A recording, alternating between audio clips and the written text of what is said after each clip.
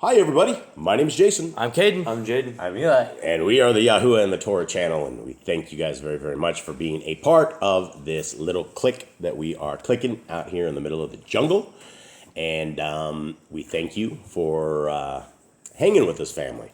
And this is one of these segments that we don't get to do a lot because it's hard to get my boys all together because we have all been thrown to the four corners of the world in different avenues of different places, things that we're being called to, and so it's hard to get my home boys down to this table. Gentlemen, what's up? Not much. Anything? Guys good? We're here, yeah. We've all been busy, sick, Sick. and busy. Sick and busy. Eli, how you sound? Good? You see your voice is okay? Yeah, I think I'm back to normal. Almost normal? You're still hacking a little bit, though. Yeah, I have a cough, but like my voice is back to normal. Yeah, so sometimes these lingering colds take us.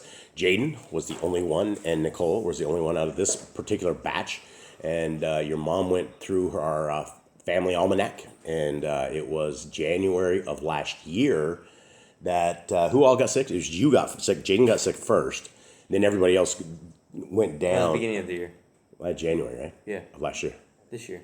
Well, yeah, January this year. I guess we're still in the same It's year. almost last year. Yeah, it's almost last year. But anyway, what's different, Jade? That why have you been able to survive like hacking all around you and wheezing and like mucus and wet, infectious disease style stuff that's going by your head? What's different between you and anyone else? Diet, workout, exercise, sunlight. Sunlight, that's it. So there's a lot of things that you have that are different than us. See, Cade sits, he lives under artificial light. He is, in fact, we tried to grow a mushroom under the artificial light and it died, but Cade still lived. So we know that's not good. And that's just a joke, by the way. And so, yeah, so the rest of us don't have as good of a diet and exercise program as Jaden did. And it looks like he survived and saved himself from this. So congratulations. And to anybody who has that same kind of diet and exercise, congratulations to all of you out there. Okay, what you guys are looking at is you guys are looking at the greatest English translation of scriptures that'll ever be available. And it's limited edition. A lot of orders are coming in. We're going to be... like I talked about this before. This is a 3,153 page book. It is large. It is bulletproof to small caliber guns, and it is bulletproof for your spiritual walk with Yah. And it has the restored name of our Creator, the restored name of His Son, and it also has all of the Apocrypha, all of the books that have been ripped away, stolen because the powers that be decided we should not have this. Well, we have put them back so that we can all have them. And inside of this, you'll have the books of Enoch and the books of Jasher, Jubilees, Adam and Eve, the Testament of the 12. Everything that is a same routine, same theme that is in scriptures. So from the very first page of the book to the very end of the book, the theme is if you will be obedient to me, which is me is Yahuwah. If you will be obedient to our Creator, then He will be our Elohim and we can be His people.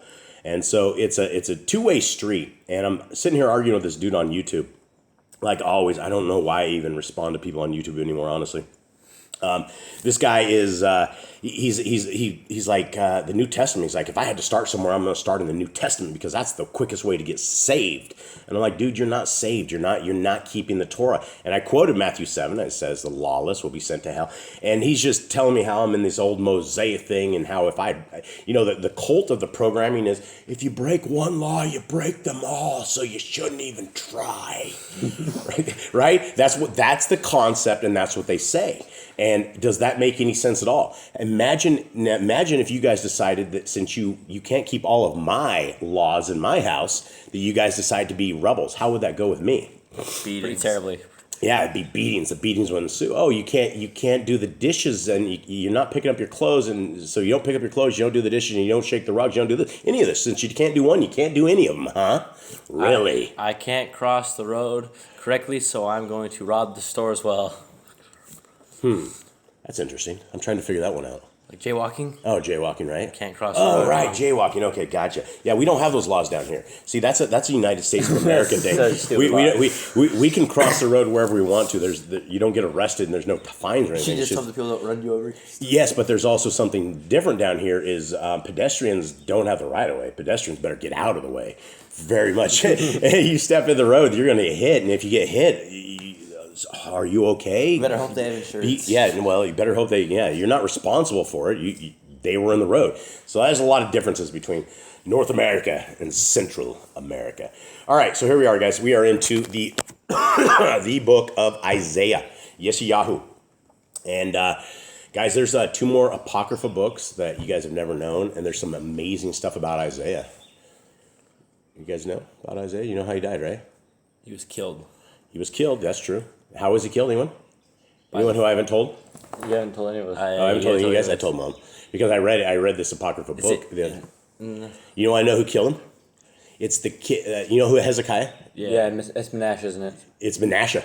So Manasseh was he sawed him in half with a wood saw. That's terrible. That's quite the way to go out. It is a terrible way to go out. And YESHAYAHU, there's another book that isn't where they sawed him in half, but he's talking all about Messiah. And he's even clearly more talking about the coming of Messiah and all this crazy stuff. And of course, we can't have any of these books in our scriptures because that's too powerful to have. All right, so here we are. What's happening here, Jade? Give me the lowdown, please. So it has been Isaiah talking about Israel's destruction, and because they keep breaking the laws, like Judah, Israel, you guys are both going into captivity. You guys are both going to be destroyed. Your land is going to be laid barren. There's going to be nothing left, and the land will get rest because you guys will be all taken away. And then he talks about the Messiah. He says you guys are going to have Messiah come and basically he gave all the description of Yehoshua to give, and he said Emmanuel, son of God, and so yeah. All right, I have no idea what this chapter is even. This is a hard one to figure out, but the message concerning Moab, because in the night Ar of Moab was laid waste, was silenced. Because in the night Ker of Moab was laid waste, was silenced. He has gone up to the house of Divon, to the high places, to weep. Moab is wailing over Nebo and over Medivah, and on all their heads is baldness, and every beard is cut. Why is beards cut? Why are heads? It's like a sign of shame. yeah, it's like Mourning. basically get shaved, and I think that was like distinguishing the people from Israel was if they had a beard and hair, they were like Israel, but because the pagans cut their beards. Yeah. In their streets they shall put on sackcloth. On the tops of their houses and in their streets everyone wails, weeping bitterly. And Keshbon and Elia cry out. Their voice shall be heard as far as Yahatz. Therefore the armed ones of Moab shout. His being shall tremble within him. My own heart is toward Moab. Her fugitives cry unto Zoar, like a 3-year-old heifer. For the ascent of Lukith they go with the weeping. For in the way of Coroneum they raise a cry of destruction. For the waters of Nimrin are wastes. For the green grass is withered away. The grass fails, there is no greenness. Therefore the wealth acquired and stored up, they take away to the Wadi Ha-Arabim. For the cry has gone all around the borders of Moab. It's wailing to Eglium and it's wailing to Beer Eliam. For the waters of Dimon shall be filled with blood. For I shall bring more upon Dimon, lions upon him who escapes from Moab, and on the remnant of the land. I feel like there should be the beginning of this, like to the sovereign of Moab or something. Or like I don't. This feels really random because we're talking about Israel in the last chapter, and now we're just talking about Moab. So Well, it does say this message concerning Moab. yeah, I mean, I guess. Yeah. We know this is about Moab, and there's some horrible things that are going to be happening to these people. So, it sounds, Moab, that's Lot's kid, right? Moab.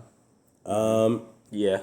is it? Yep. Yeah. Yeah. Moab and Ammon. Yeah, because I'm pretty sure that their destruction was prophesied way before this. Yeah, definitely a corrupted. It wasn't a good start. It was not a good start. Okay, well, I guess that's it. Much love to everybody out there. I hope you guys have a wonderful day. Thank you very much. Anything else, fellas? Read your Bibles Read your Bibles. Okay. and shalom. Shalom, shalom.